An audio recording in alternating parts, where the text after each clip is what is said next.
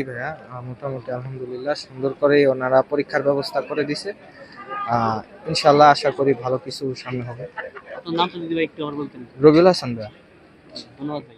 সুন্দরভাবে পরীক্ষা দিতে পারছি এবং আমাদের যে জাতীয় শ্রুতি লেখক নীতিমালা আছে ওই অনুযায়ী যে সুযোগ সুবিধাগুলো দেওয়ার কথা ছিল সবগুলো দিছে, এক্সট্রা সময় দিছে।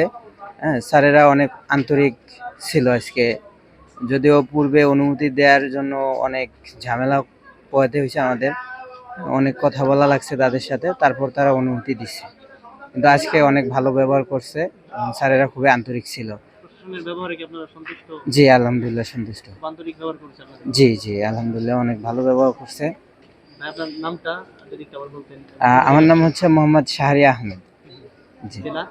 আমার গ্রামের বাসা হচ্ছে রংপুরে, থাকা হয় ঢাকাতে। বিশাল আপনিও পরীক্ষা জি দিয়েছিলেন? আমি জি, কেমন? জি পরীক্ষা জি কেমন পরীক্ষা দিলেন? আলহামদুলিল্লাহ পরীক্ষা ভালো হয়েছে, খুব আন্তরিক ছিল তারা। এই পরীক্ষা নিয়ে আলহামদুলিল্লাহ আশা করা যায় ভালো কিছু আসবে। এই জন্য ধন্যবাদ বিশ্ববিদ্যালয় কর্তৃপক্ষকে।